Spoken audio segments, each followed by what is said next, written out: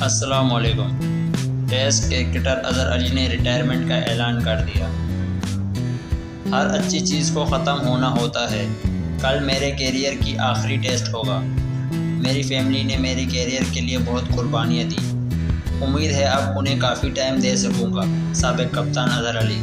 قومی cricket team کے سابق کپتان اظہر علی نے کرکٹ سے ریٹائرمنٹ کا اعلان کر دیا۔ کراچی میں پریس کانفرنس کرتے ہوئے اظہر علی نے کہا کہ ہفتے کے روز ہونے والا کراچی ٹیسٹ ان کے کیریئر کا آخری ٹیسٹ ہوگا۔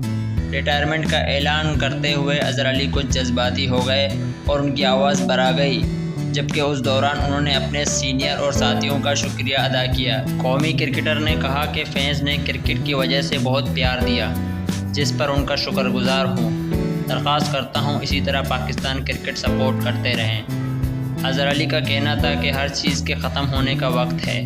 میں 4-5 سال انجری کا شکار رہا۔ میری فیملی نے میرے کیریئر کے لیے بہت قربانیاں دی۔ امید ہے اب انہیں کافی ٹائم دے سکوں گا۔